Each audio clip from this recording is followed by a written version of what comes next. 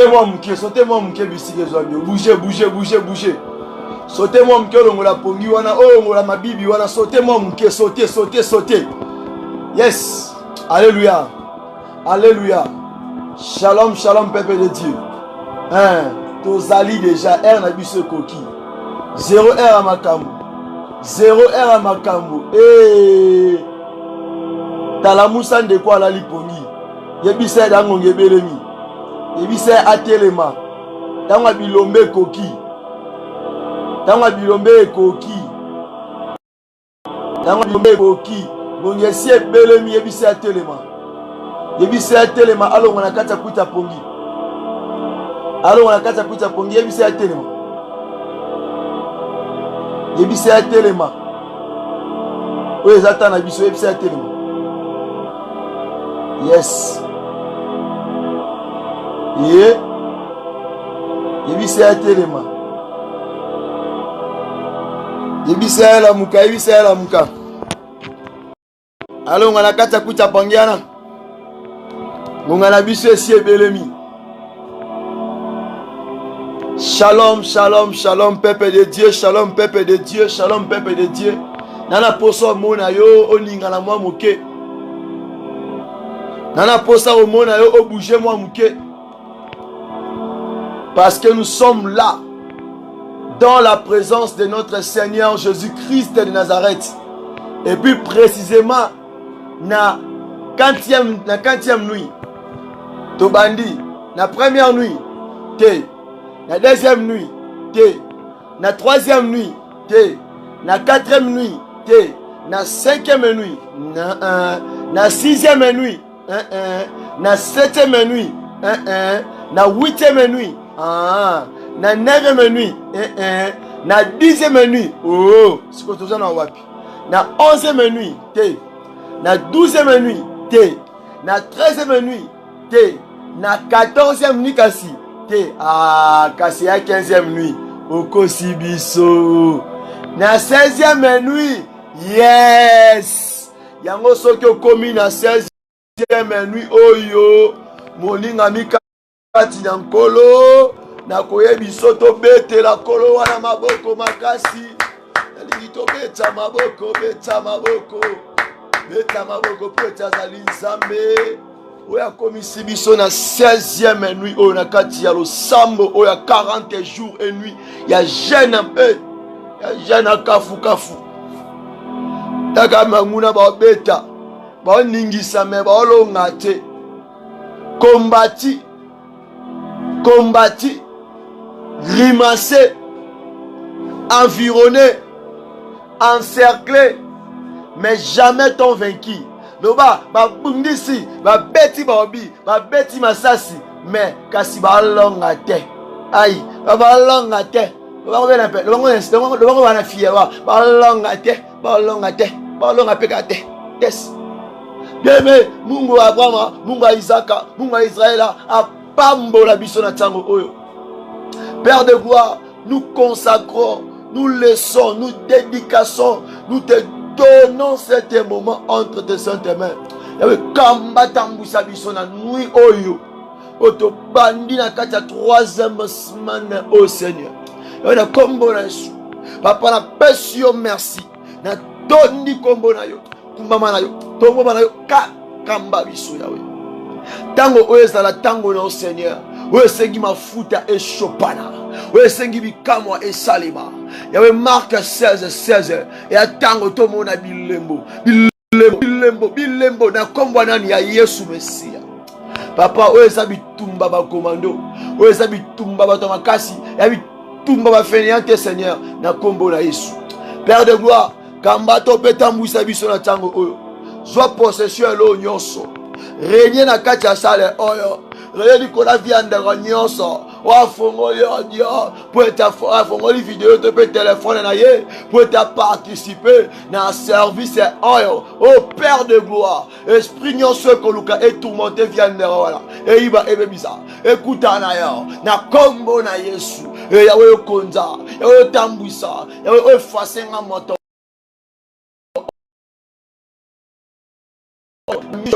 la mise à umbo na yo Seigneur. Utiliser ma puissance, puissance.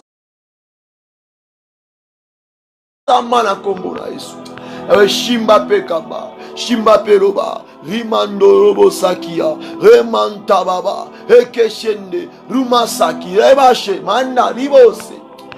Kamba, domi, Seigneur papa. Là-bas, quand s'est manifesté, na kombo na Yesu Messia. Père de gloire, attends ton kombo na yo. Ton kombo le kombo na 16e nuit, 16e nuit, oh papa, ça facilité. Ton équipe combien de jours pour te commander la visika oyo, pour te commander la nuit oh, ton équipe combien de nuits Seigneur. Mais c'est ta grâce. C'est ta grâce Seigneur. C'est ta grâce, je m'excuse. Nous bénissons ton nom parce que tu es Dieu. Parce que tu n'as pas changé. Parce que tu es le Tout-Puissant. Parce que tu es le Roi des Rois. Eh Yahweh, Kumamano Mosanto Israël. Tokumisi kombo na yo. Yangola kwa libata maka. Oto sangana kwa sankala. To beti mabaka makasi kwa lokumu na Yesu. Beta maboko makasi. Pwecha san Zambe. Zambe apambo la biso ya mingi bien aimé. Parce que Oezali moment la biso vraiment. Ya koluka nkolo. Il est notre temps vraiment de chercher Dieu. Zambe apambolo pour un sacrifice. Apambolo pour un se donner. Parce que mingi balemi miso balali pongi na tango. Alali va pongi abosani ke oui. Ana rendez-vous à 0h. Mais nzama apambolo zuma kashi otelema. Parce que c'est pas facile.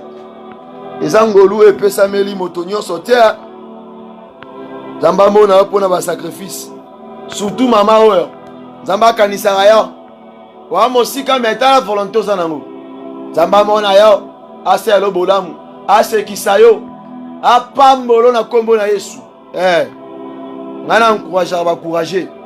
Tant moto aza makasi malgré la paresse na ye, malgré sa faiblesse. Azoba ko piquer, azoba ko telema ko ikampiko. Faut ko encourager mutabongo. Aza déjà combattante. Toi aza combattant na kati ya molimo. Yes. Tokyo na kati ya livre Psaume chapitre 122. Le verset 9, le verset 1er à 9. Totangi makomia nzambe na kombo na Yesu Messia. Na kati ya book ya Psaume, na Bible ya Psaume. Le chapitre 122, 122. 122 dans le verset 1er tina 9. Totangi makomia nzambe na kombo na Yesu. Cantique de degrés de David. Je suis dans la joie quand on me dit allons à la maison de l'Éternel. Nos pieds s'arrêtaient dans tes portes. Jérusalem, Jérusalem, tu es bâti comme une ville dont les parties sont liées ensemble. C'est là qu'est monté le tribut de l'Éternel. Yes, selon la loi d'Israël, pour louer le nom de l'Éternel. Car là, le trône pour la justice, le trône de la maison de David. Oh, demandez la paix de Jérusalem, que ceux qui t'aiment jouissant du repos. Que la paix soit dans tes murs et la tranquillité dans tes palais. Hey, à cause de mes frères et de mes amis, je désire la paix dans ton sein. À cause de la maison de l'Éternel, notre Dieu, j'ai fait de vœux pour ton bonheur. Alléluia. On peut encore répondre le verset 9. À cause de la maison de l'Éternel, notre Dieu, j'ai fait de vœux pour ton bonheur. Alléluia. Zambe apambola sa lecture. Natango oyo pe apambolo motonyon so disposé natango oyo. Zambe apambola yo. Alléluia. Toko baka na même attitude wana. Otoro biaka sur l'évangile doit influencer ta vie. Alors d'abord pour na kota na kati ya mozino to pena kende dipa na message oya nu ya lelo. Na bani d'abord ko pesa mbote pe ko pambola tous les serviteurs et servantes de Dieu. Au bazana kati ya groupe to pe libande ya groupe ya message de la repentance. Au bazana ndanga en direct na tango oyo. Zambe apambola pe na pesi bino mbote na kombo na Yesu.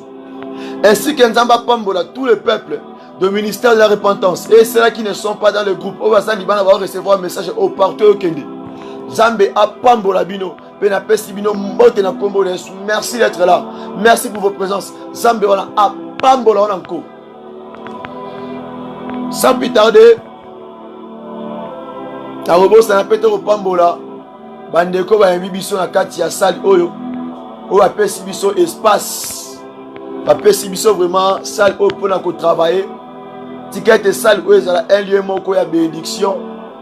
Oyo ko fungula mambo be na vie na bino libota oyo na kombo na Yeshu. Sans plus tarder, moto atemi liboso na bino. Baye bien na kombo ya le frère Paul Boakassa, un simple instrument de Dieu, un simple instrument de Christ. Moto Pamba, alukane ba titre bénété. Simple frère, simple instrument de l'Éternel. Moto oyazo kamba ministère de la repentance. Molingami kati nankolo. To soit qui message moko était l'évangile doit influencer ta vie. L'évangile. L'évangile c'est quoi? L'évangile c'est la bonne nouvelle. L'évangile c'est les 4 branches de l'évangile. Quand on voit la révélation, la prophétie, la connaissance, la doctrine, c'est ça, on parle de l'évangile. Quand aussi nous parlons de la délivrance, de la bénédiction, de la restauration, du salut, ainsi que de la vie éternelle, c'est ça l'évangile. L'évangile, il y a un de grâce. L'évangile, il y a un de kopesa biso accès. Qu'est-ce qu'il faut faire pour y entrer dans les royaumes des cieux? Alléluia. Zambe apambola biso. Mais la tango on a lié au soutien moko et koma. Et ça simple. Simple vraiment. Simple. Et ça lui était la maison de l'Éternel. La maison de l'Éternel. The house of the Lord. The house of the Lord. La maison de l'Éternel. Tout à l'heure, il y a 4 livres, Psaume chapitre 122, le verset 1er, tu n'as 9e verset. C'est ça notre sous-thème.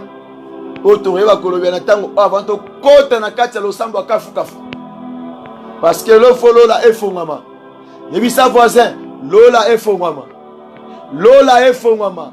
Lola est fondama pour la likambana yawana. Na yaka na décision makasi na priya boya. Olengo yo olengo zongati. Yebi sa voisin na yo. Ba kande fongo li vidéo. Kande fongo li audio oyo. Te Nzambe faut restaurer, faut changer vie na yo. Il faut l'évangile et influencer la vie na yo. Il faut l'évangile et transformer vie na yo. Bien-aimé, la maison de l'Éternel, the house of the Lord. Qu'est-ce que signifie la maison de l'Éternel?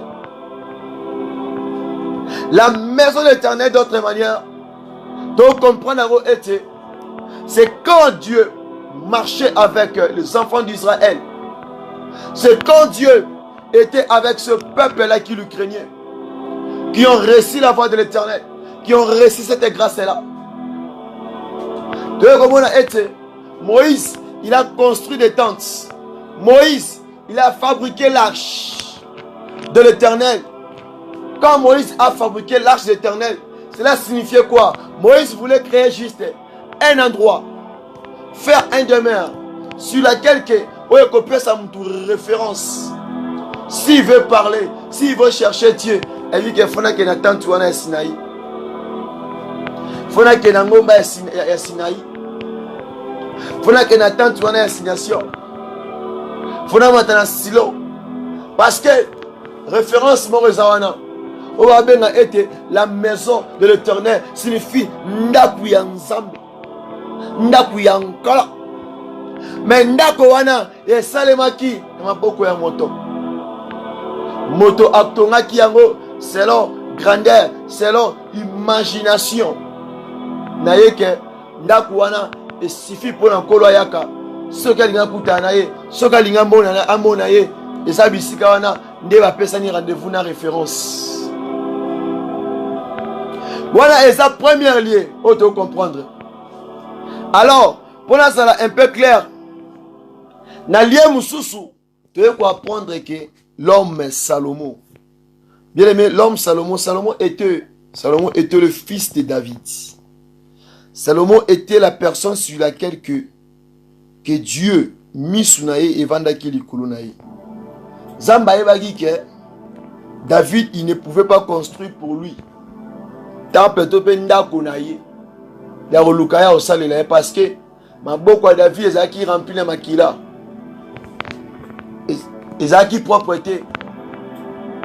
C'est pour cela que le roi Salomon, pendant 40 ans, si je ne me trompe pas, existence naïe. Pendant 40 ans, il y a un kotonga kwa nzambe. Donc, malgré vie naïe mususu, azo qui parti à tane mobimba ya reine naïe pour na kotonga, pour bâtir la maison de l'Éternel. Alléluia. Donc, tina loba awa to comprendre que ndakwa liboso mutabandi Moïse. Mibale Salomon. Ezaka batule ba otonga. Nzambe te. Moïse a fabriqué a sali tente. Moïse a sali arche de l'Éternel. Pour être en paix sa référence que na kati ya loko oyo, na kati ya kesu wana, to na kati ya ndako wana, nde nzamba ya wana, nde nzamba vanda wana. Donc muto a pesi référence. Donc comment? Alors, malgré Salomon tonga ki nzambe temple. Ouais, Zaki au moins 40 ans. Topé na à 40 ans. Babena Ginda Kouana, c'est la maison de l'Éternel. Et Zaki bien construit. Et quand il y a bilora cher. Et quand il y a pièce et bela makasi. Babena la maison de l'Éternel. Donc, wana muta pensé à Selinzambe Ndaku. Na mesure na yepo yepa yebi grandeur nzambe. Ayi moni na nzambe yebi ke ndako na otonga oyo. Et kwa nzambe akota na kati. Donc, malgré mon nzambe, malgré sa grandeur, nandako mutoto maboko na ebike nzamba okrovanda wana. Ta dimension. The house of the Lord. La maison de l'Éternel. Ndako ankala. Bien, Dieu ne s'est pas limité là. Abande pe koya ko siéger, ko se manifester, même na kati ya chandelier, même na kati ya lampe. Dans les temples, alléluia, dans les temples de Dieu, dans la maison de l'Éternel, Dieu s'est manifesté, même dans le cadre de chandelier, même dans le cadre de stessil mususu, Dieu s'est manifesté, alléluia, juste pour nous référence, parce que l'homme avait soif d'habiter avec Dieu, l'homme avait soif de yakozanalier moko ya sur okutana nzambe wa kriyaye.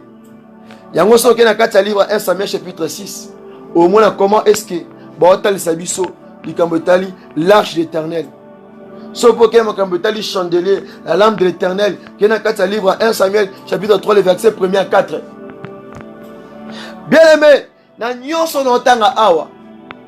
Même aussi Jérusalem, même aussi Silo.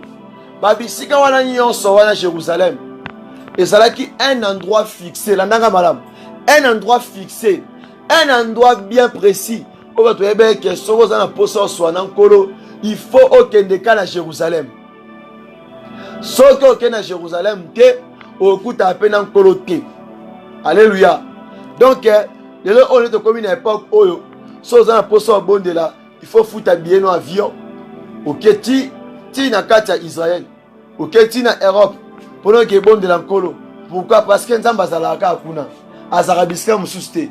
Voilà zaki selon il mange. Selon façon ya batu, selon façon ya komona ya batu akala. Parce que c'était aussi comme ça. Parce que là Dieu n'avait pas d'abord libéré son esprit. Et nous sommes en train d'avancer. Alors, étant que Dieu atali ete mutu azako se pumone pour azwa kaka référence. Et si qu'est-ce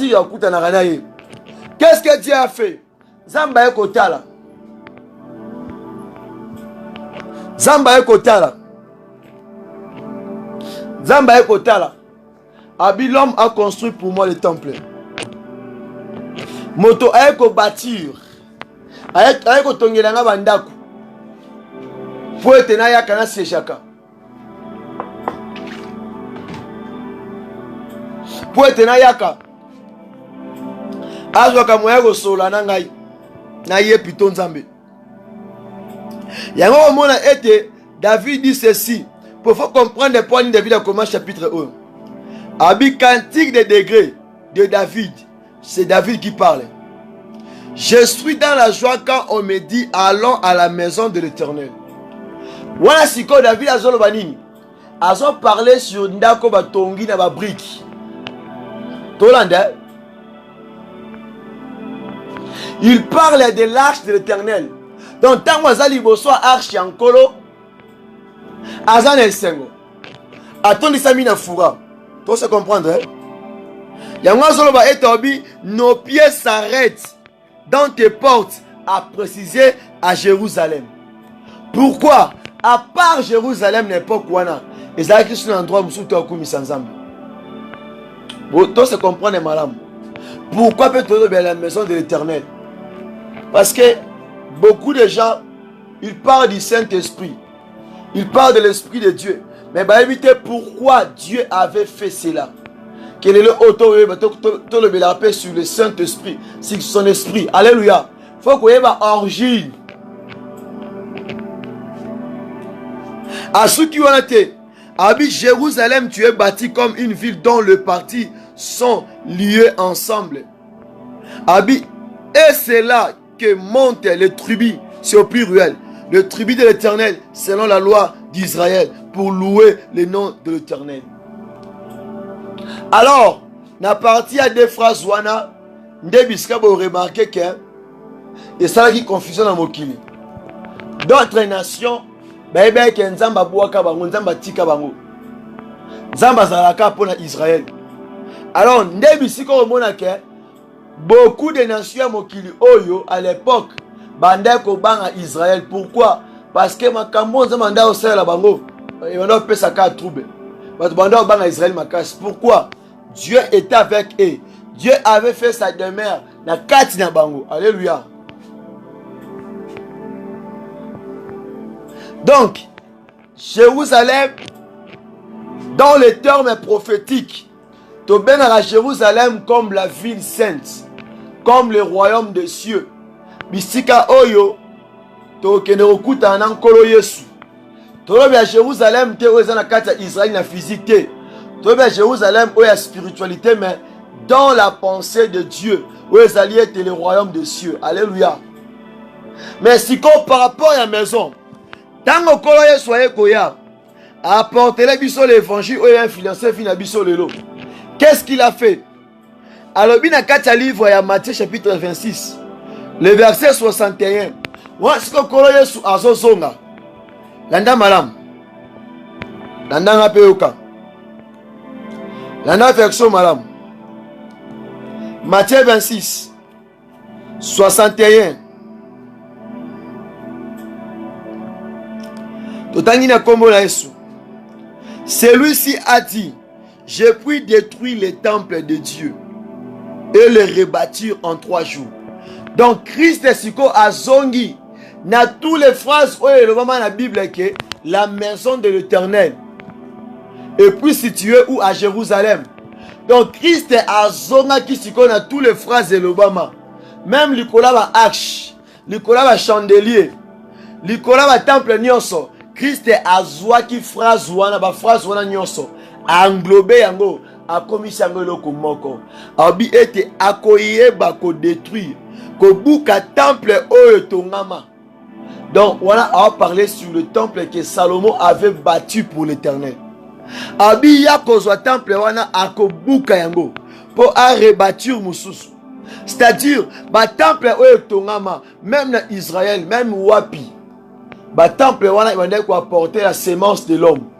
Parce que c'est un qui koloye suye moko eko banda temple ya sika. Alors, il faut comprendre comment est-ce que Kolon Zambé abandonne kotonga temple na ye na kati na biso batu. C'est ça la vraie question de se poser. Comment est-ce que temple je suis 30 ans, 35 ans pour tonga yango, même tolbe ko tonga ngwa na 3 jours, akobuka yango pour rebâtir musu dans 3 jours. Alors, na kati ya 3 jours wana, Christ nous présentait que c'était la parole qui na commencement à Genèse. C'était la parole. Qui na 4 livre Jean chapitre 1er, le verset 4, le verset 1er tina 14. Même parole wana. Misala ki nzoto. Qui na bandela nyonso. Nde parole wana. Et kotaki na kati na ngana yo. Et bandi kotonga. Et bandi kotonga. Dans ce qui est la parole de Dieu, l'évangile, la parole de Christ, nano recevoir yangote. Yeba kendengo zawana, tu n'es pas le temple de Dieu. Alléluia. Et okamwate. Donc kolo atonga ka temple dans toto amutu, tango yo accepter sa parole. Selon Jean 14, 23. Ceux qui ont dit sa parole, n'est là automatiquement abandi kotonga ndaku na kati, abandi kotonga temple na ye kati na yo. Tous à l'ensemble. Poto bondela. Yanga soloba ete, voici, tu es la maison de l'Éternel. Tu es sa maison, tu es son temple. Osate biskaya la rapongi. Bate biskaya la goliaka. Mais aux alliés à rencontre. Aux alliés ils ont fait ça passage. Tu peux moyen qu'on se communique dans colonne Zambé. Na place au foot habillé au Kende Israël. Mais à ça était à créer à pesio accès wana. Accès wana e banda ki wapi. Accès wana e banda ki nanu avant Jésus Christ toya. Emmanuel a fait sa promesse. So ok na kata livre Joël. Ok na kata livre Joël. On fait comprendre pourquoi Oebake Ndengo Zawana. On parle du Saint-Esprit et on parle de la maison de l'Éternel. Zabiloko o mingi beaucoup de prédicateurs ba makambo te. Moni un prédicateur azako bundana. A comprendre te nini o bengi temple ya nkolo, nini o bengi la maison de l'Éternel. Et c'est compliqué ma casse phrase wana. Yoka, pourquoi Zambé appelle si siko yonanga il y a référence. Alors bien Joël 2:28. Après cela, je répandrai mon esprit sur toutes tes chairs sukawana. Donc kolo eko talisa. Sika awa ete molimo oyaye. Yana tina mogote. Ya okite su na Jérusalem. Na bandako wana, na ba chandelier, na kata lampe ya maison de l'Éternel, tope na kata ndako ya temple ya Nzambe, mais sikoyo molimo na ye ekokota na nzoto nyonso. Poete soki alinga solo na yo, c'est à travers cet esprit là qui va te mettre lui et toi en communication. Alléluia. Vous comprenez ngai? Vous comprenez le message oh? Selon Actes chapitre 2. Actes chapitre 2. Le verset premier, c'est le deuxième verset. Yoka, la parole dit ceci.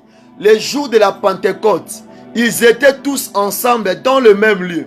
Donc, il y a la Pentecôte. Comme les alaki tradition, comme les alaki coutume, n'engagez moi saloba qui était. Va quitter Jérusalem.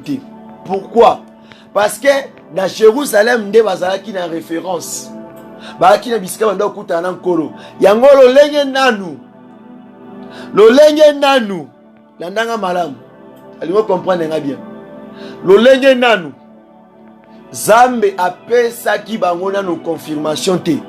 Parce que temple déjà est tonga maki. Yabatoma dimela ki Yesu. Mais nanu baswa qui confirmation te laisser passer te. Yango esenga qui était bazana na kati ya Jérusalem.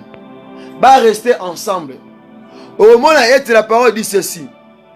Tout à coup il vint du ciel un bruit comme celui d'un vent imperpétué. Imperpétué. Il est rempli toute la maison où ils étaient assis. Donc bazalaki na kati ya ndaku ya nkolo. Tu se comprendre hein?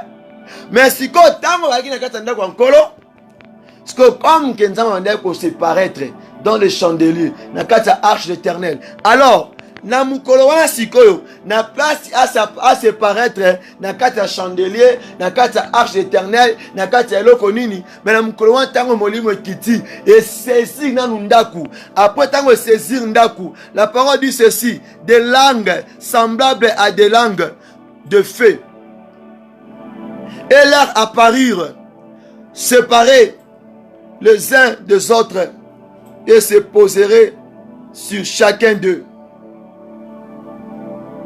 Et il fit tout rempli du Saint-Esprit et se mit à parler en d'autres langues selon que l'Esprit leur donnait de s'exprimer.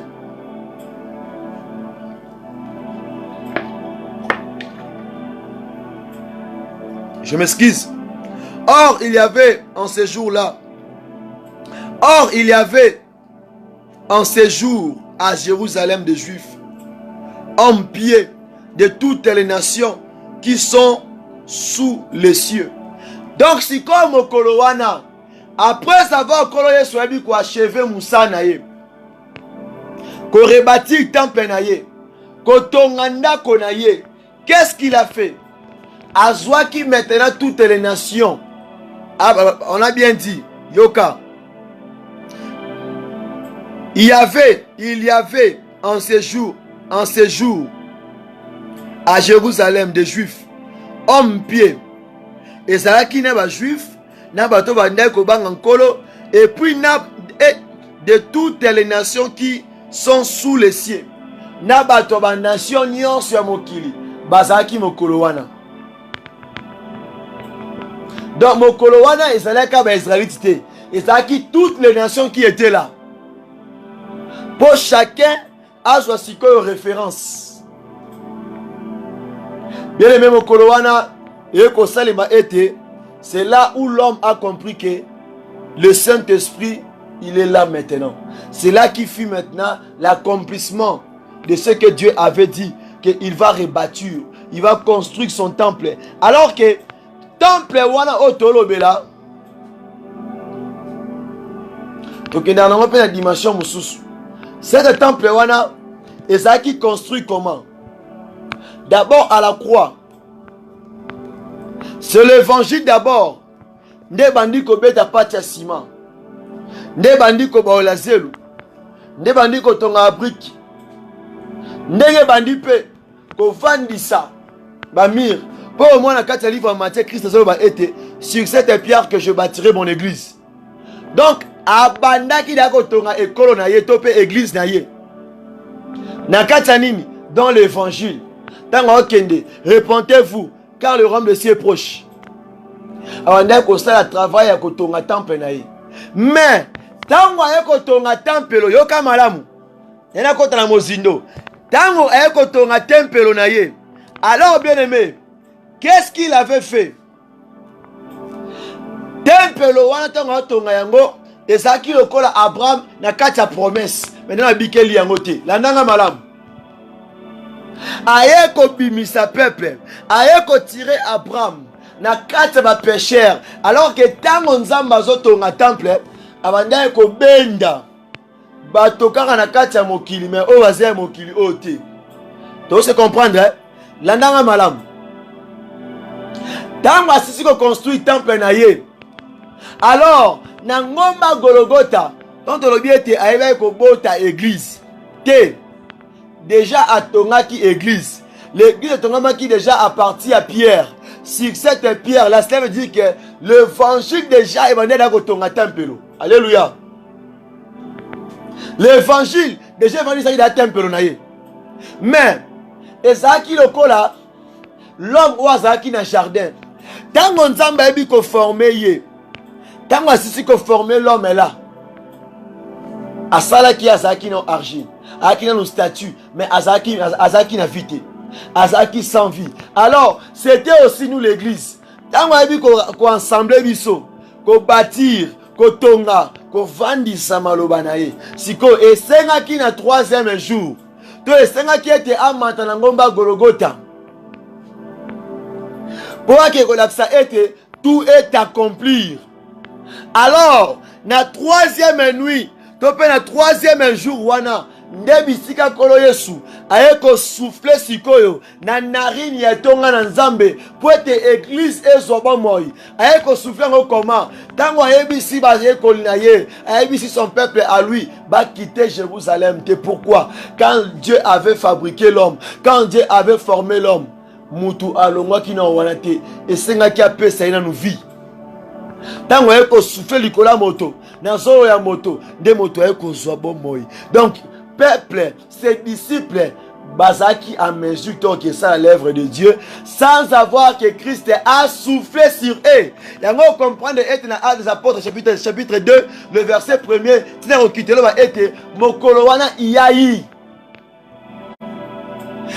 tout à coup, il vint du ciel un bruit comme celui d'un vent. Donc, ça mais aussi a soufflé qui après ça qui paie maman pepe wana ya vie. Donc même action et salama qui na livre Genèse. Yango pe c'est pas ça qui na katiat Jérusalem. Maintenant là c'est tout sur toutes les nations. Donc Zambe abandela qui création ya moto. Ya kolongo la semence ya Adam. Ya kolongo la semence ya Sodome. Ya kolongo la semence ya Bali. Ya kolongo la semence ya Égypte. Mais pour être à rebâtir, à ton à sa maison maintenant en toi. Ya rozomon na pokwa lelo. Il faut que tu aies la maison de l'Éternel et sur laquelle que le Saint-Esprit a yaka pour être à accomplir son œuvre. Alléluia. Ce qu'on a montré aux comment. Au linguiste comprendre la puissance du Saint-Esprit. Yango mona été Nzambe tanga solobela Abraham na livre à Genèse chapitre 17 verset 17 azoba été kaka na même année oyo nde Sarah kozwa mwana alors ezaki pe ndenge moko tango kola bisi bana Israël ba quitter Jérusalem te ezaki pe na même année wana esengaki biso les nations tozwa Isaac. Alléluia. En Jérusalem tu vas dire que c'est là et nos promesses et la tanzoto. Tu vas dire que c'est la naissance ya Isaac dans le langage mususu. Donc Christ appelle ça qui son naissance ya Saint-Esprit qui nous devait accorder la joie. Maintenant tu as ici qu'on a quatre la joie David. La joie d'Abraham c'était quand il a reçu Isaac. Alors, biso fait notre joie quand on dit je suis dans la joie, quand on me dit allons dans la maison de l'Éternel. Maintenant, notre joie est botama kiwapi. Tango Christ a boté les biso, a soufflé sur le corps de Christ, a soufflé sur ton corps, a transmettre biso l'Esprit Saint. Hey! Toluke na poko alelo. Le Saint-Esprit Shinda, Rebo, Sakia, Mando, Rika. Hey! Donc, il faut qu'on ait été vraie origine à Saint-Esprit et bandé pas Yesu. Yesu a été formé, a été bota église. Parce que l'église est solo. N'attend pas Abraham, n'attend Isaac et Israël. Et Zalakate. Mais tant que Yesu a été, abandi ko tonga église na malembe. Comment? Tant qu'on apporter la bonne nouvelle, tant qu'on apporter l'évangile, abandi ko bâtir, abandi ko tonga cette église. Sur quoi? Sur la parole de Dieu, sur sa parole. Tant qu'on abandi ko tonga yango, tant qu'on abandi ko sala yango, église est si là qui sikoyo. Avec aussi sa moussanaï. Maintenant à la croix, qu'est-ce qu'il a fait? Il avait fait le travail que Dieu avait fait. Et c'est là qui a sa ponction, a sa l'un des parties naïe, a tangisa makila naïe pour être makila wana et influencer le monde entier. Alors cet instant c'était l'évangile. Tant qu'on a créé moto, ABC moto a bougé te. Ton moto a tambola kina nouté. Alongwa ki wana nouté parce que azaki sans vie. Yango moniete et senga ki peuple wana batika na Jérusalem ba bouger te parce que azaki sans vie. Alors tango Dieu a eko souffler likola moto, nde moto a eko zwa vie. Alors tango Christ a mati a eko souffler likola Jérusalem. Et likola peuple ou ezaki wana. C'est alors que les chrétiens on a reçu cet accès. On a reçu cette faveur là, cette grâce là maintenant d'être ces saints. d'être en communion avec lui. Alléluia. Et voici pour ta réponse. 1 Corinthiens 6.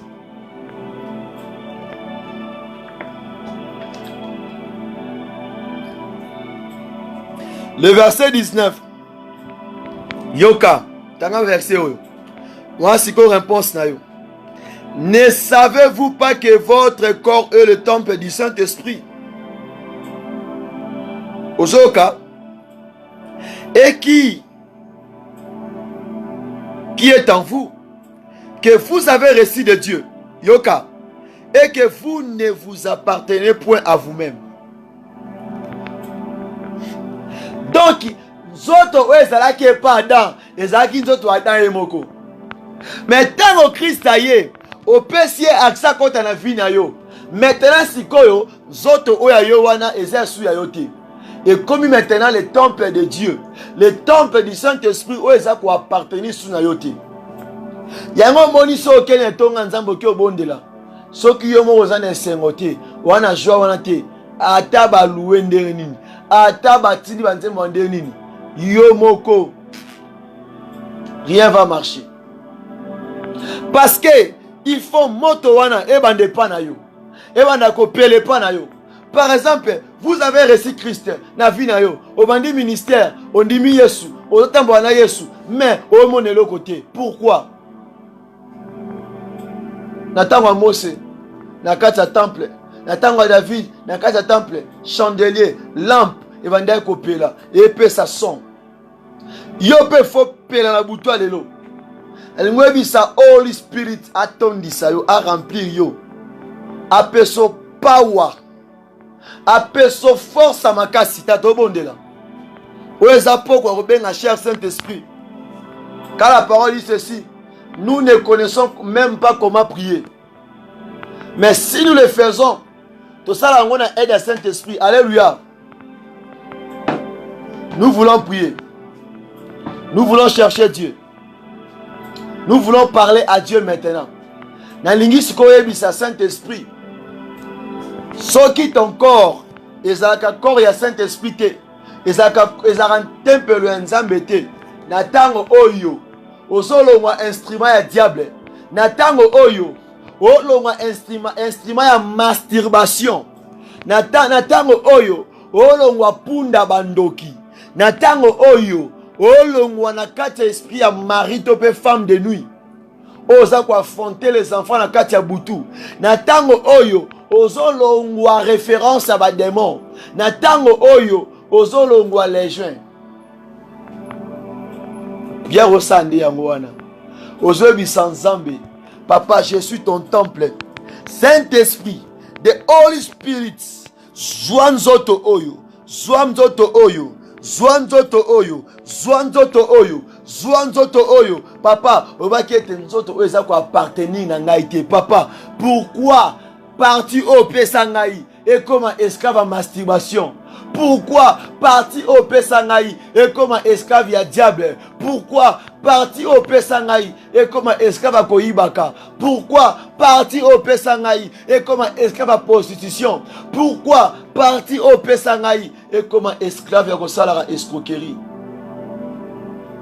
Bien, mais to benga Saint-Esprit, to benga na force. Il faut à son contrôle. Qui est tant qu'on tika na kati ya péché chéri wana? Qui est tant qu'on dit de moi vendre lio, à vendre là au boujarate, à mater lio dans mutu, sokola lio kufi, olo tarapete. Bako simbo na bisika simba mutute, ola mukapete. Pourquoi ton corps là n'est plus le temple du Saint-Esprit, c'est maintenant le lieu du diable de sorciers? Mais pas ce soir. Lelo.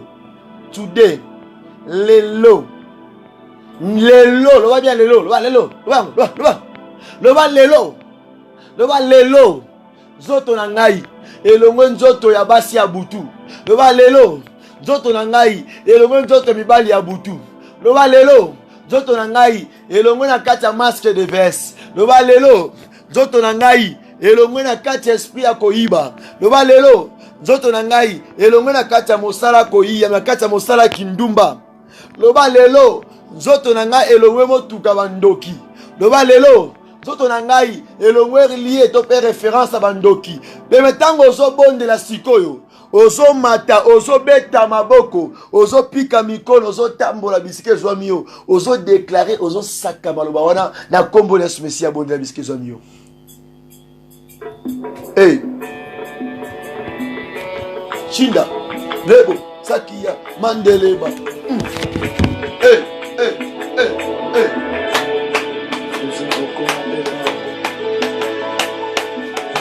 Le Dieu qui règne Hey, au papa. siècle des siècles. Hey, hey, hey, Le Dieu hey. Papa, où est ça nous autres, au Seigneur? Nazi esclave, au Seigneur. Nazi a été bêté, Seigneur. Ah, t'es. Papa, Nazi est you. Nazi est you. Moi, je t'appartiens. Moi, je t'appartiens, Seigneur. Nazi est solo kate. Nazi est impudicité. Nazi est idolâtrie. Nazi est débaucheté. Je suis à toi, Seigneur. Je suis ton instrument, Seigneur. Le Saint-Esprit, ça, c'est ton corps. Viens siéger. Oh. Oh. Esilina note, Tamwa bikama, Esilina note. Oya sala na pete lokolo, Esilina note, Tamwa bikama, Esilina note.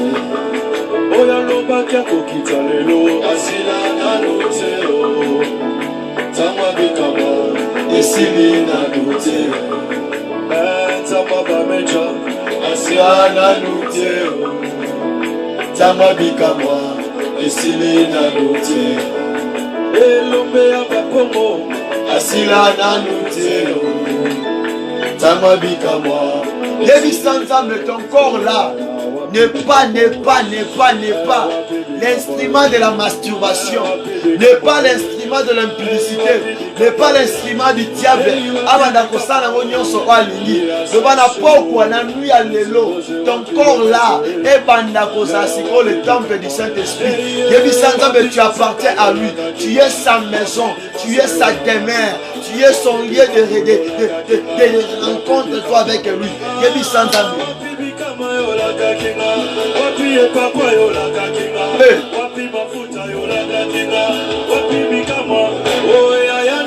Ya ya ya ya ya ya ya ya ya ya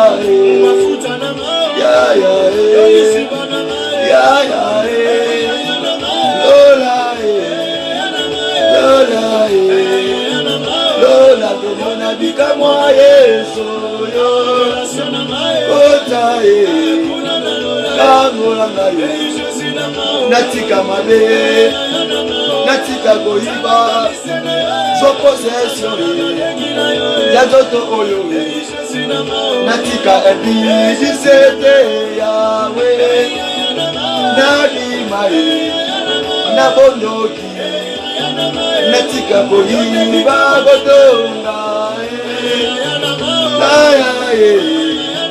nadima natika mabe nakoma yayo nazayayo nazayayo nazayayo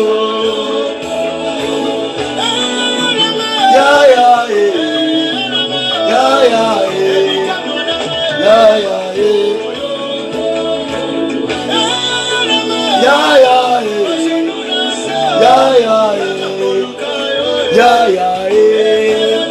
ya ya ta bandoki bafandela wana tikala bisayo moni bandoki bazokonza na vie na yo oyo baokonza na sante na yo baokonza na ndako na yo na bafere na yo na ozo sala na ozo simba bandoki wana oyo baozwa possession na vie na yo na butwa lelo na nui ya lelo zoyebisa bango baotika yo, relâcher yo parce que ton corps est le temple du Saint-Esprit.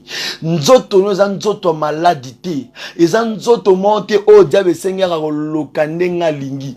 Donc au ça la prière que moi j'appartiens à l'Éternel. Wa yo no oza enkolo. Wa nzoto ngeza nzaku nda kwa nzambe, ya nda kwa ekobote, ya nda kwa impudicité, ya nda kute ya lié à diable et okita eno so lingi. Wa nzoto ngeza li eza instrument était apunda na été. Eza nzoto ya Saint-Esprit. Donc au bengande Saint-Esprit à kota na ba moina yo. O esalama ki na kata Actes des Apôtres chapitre 2 le verset 1er tina okita. Mokola Pentecôte molimo kita ki asimba ki nzoto nyoso a toucha ki wanzambe ngape o toucher nga nanko ngapo simba nga nanko yebisa nzambe onction ribo shanda rekamansi na mi o deka o sa prière autorité parce que la butu o bamba o loka biso to o loka bamba tim biso telemi to tika mninga te to landa bango tina suka sa bota lo no récupérer nzoto no boto na mbokasi no boto la o nzamba tsaka ta o récupérer même santa mwana yo même santa papa bana yo ya mama bana yo oui nzambe cet corps là ça appartient à toi cet corps là c'est à toi nzambe ke eza temple na ye eza nzoto na ye eza instrument na ye eza diabete na lingio boya ngo bisike so na kombo na sumesi ya bondela wapi mafuta yo la katina wapi mikama oh ya ya na ya ya ya ya ya ya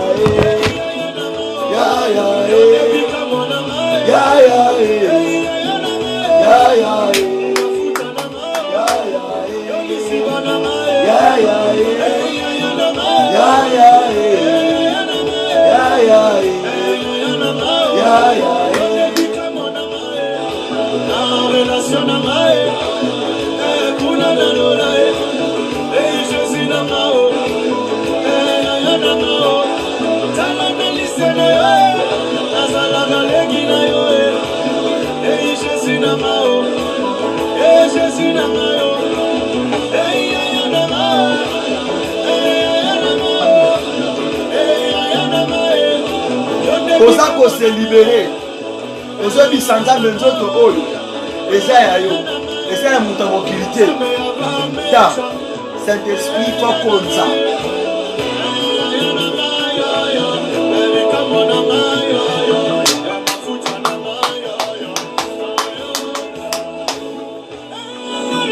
ya ya nzoto yo eza ya yo Zoto yo, esa malade te o. Zoto yo, Zoto yo, ya bondo kite. Esa ya yo yo yeswe yo. Zoto yo, ya ekobote, ya majite sa ya yo yeswe yo.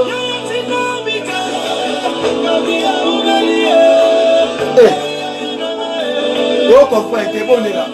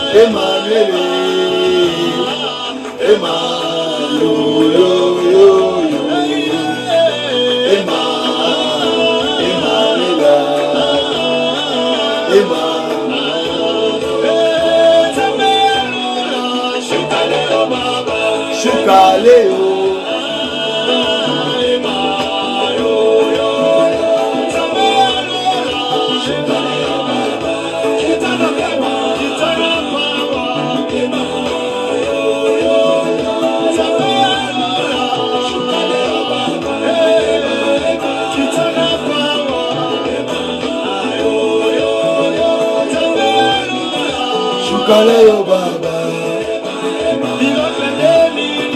shukale yo, shukale yo baba, ema yo, shukale yo baba, Yo, yo, yo. Demozo bondela. Ozo libérer nzoto dans la kati esprit abasi ya molili. Na kati ya mibali ya butu. Ozo bisanzambe moi mon corps là appartient au Saint-Esprit. N'appartient pas à ces genres de choses là. Lola Lola Lola na oyo na se ya Yesu. Nzoto oyo eza bondumba te. Ce corps ici et après na basi ya butu te. Et après na mibala ya butu te. Nzoto oyo ya instrument diable te. Nzoto oyo eza ya nkolo Masiya yo yo.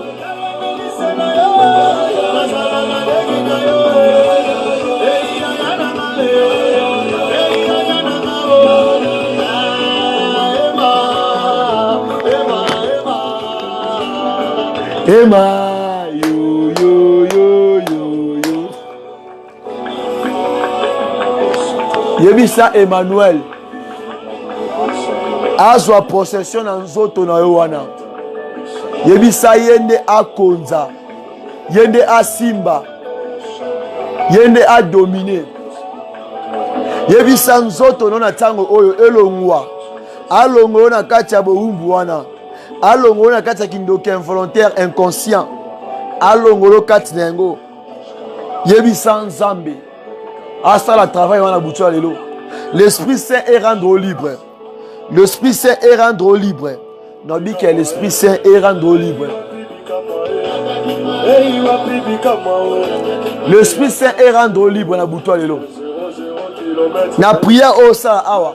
Na retraite oyo. Na butua lelo. So okangamaki na masturbation, okangamaki na basi ya butu, tatia loboko no bisika wana simba yango. Simba yango. No saka maloba. Le Saint-Esprit là maintenant, akota na kata nzoto wana, alongola force wana. Alongola nguya wana ya masturbation. Alongola nguya wana ya ki-esprit ya ki-incestueuse. Alongola nguya wana ya polygamie. Alongola nguya wana ya basi ya butu. Alongola baswafu wana mabe na kati ya parti wana. Na forme na bisika oyo. Yo se loboko na yo. Désir mabe wana tango yaka. Écoute siko ete. Place wana ekomi ndako nzambe. Ekomi ndako nzambe. Kandengo simbi. Kandengo telo boko. Kandengo toucher endroit wana. Na tango o soki na monoko. Soki na maboko. Soki na makolo. Soki na motema. Soki na loro nyonso. Oye sara ete ome mama. Na kati ya mabe. Na kati ya alliance ya diable. Okoma instrument na ye. Eloko wana. Parti wana. Na tango oyo. Saint-Esprit a commis yango lene ya demeure. Azu possession nango. Soki na santé na yo. Na kombo na Yesu. Eloko wana. Oye eta la koma nkolo te. Yana place te. Yana place te. Yana place te. Yana place te. Là maintenant. Le Saint-Esprit est au contrôle de tout sur ton corps. Na kombo na Yesu. Sois libéré ce soir. Nani oyo. Fongama. Bima. Bima.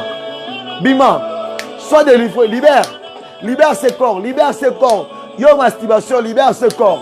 Yo esprit à femme de nuit. Libère ce corps. Yo esprit à moi si à boutou. Libère ce corps. Yo esprit à bala boutou. Libère ce corps. Yo esprit à bala boutou. Libère ce corps. Yo esprit à esclavagisme à Katsamolili. Libère ce corps. Condamnation. Lia bondoki. Lia servitude. Punda boutou. Libère ce corps. Libère ce corps. Sois libre. Sois libre. Sois libre. Sois libre. Sois libre. Sois libre. Na kombo na Yesu. Hey.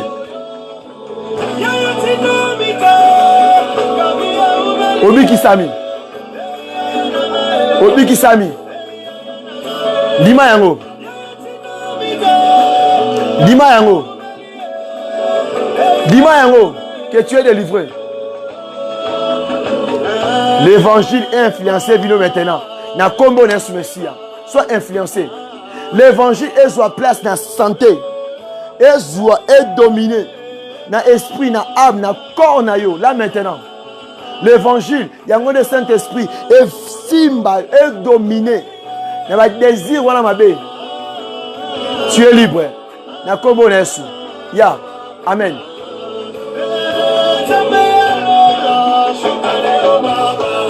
Obiki Sami lelo. esili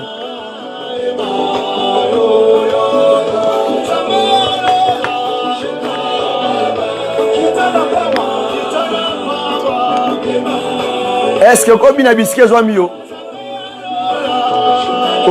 obina badanse oyo ya moto abikisami olonge na kati ya maladie incurable wana olonge na kati ya kozala punda diable olonge na kati ya servitude ya kibondoki olonge na kati ya mpuisement nyonso ya satanique tala baokima baolenga tani baotremble ta trouble ekoti na kaka na bango baolenga ntango obina beta maboko oh shukale yo baba Emmanuel shukale yo baba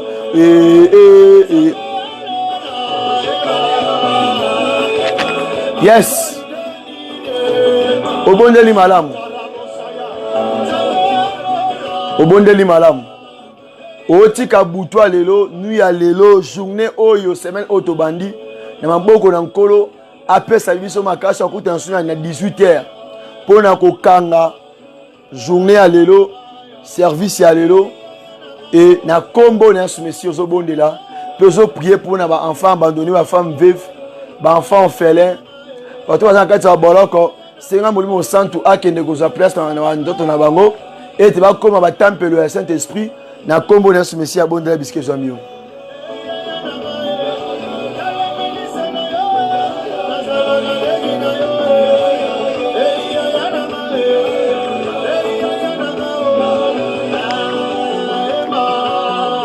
Emmanuel Zambe apambola yo kandengo obondeli Zamba visite yo atombwama asalo bolamu que le Saint-Esprit azwa possession ya nzoto na yo ya ndako na yo ya liba na yo ya sanzaba na yo na mosala papa na yo na mosala o simba kosalaka na projet na yo na nyonso osala le Saint-Esprit azala antenne azala maître azala haut placé na kombo na Yesu qui soit ainsi in Jesus name. Tika tenzamba azwa sous le kumu oya bandaki na biso na service oyo akomisi biso na tango oto yebi kotokomi na suka parti oyo atombwama azwa place na vie ya moko na moko apambola mosalo ekende mosika apambola nyonso oyo ami message oyo pe apesa makasi apesa ba moyen na kombo na Yesu Mesia azwa lokumu pe masanjo pa mériter na yango lokwa libota moko oyo tobimi na présence na ye tobi susu. Merci Seigneur Jésus-Christ Nazareth. Alléluia. Amen amen. Zambe apambola biso Zamba apambola pe yo ndeko nyonso oyo se connecter ondimaki ovanda olanda message oyo obwenda na biso longo Zambe wana salo bolamu amona yo na kombo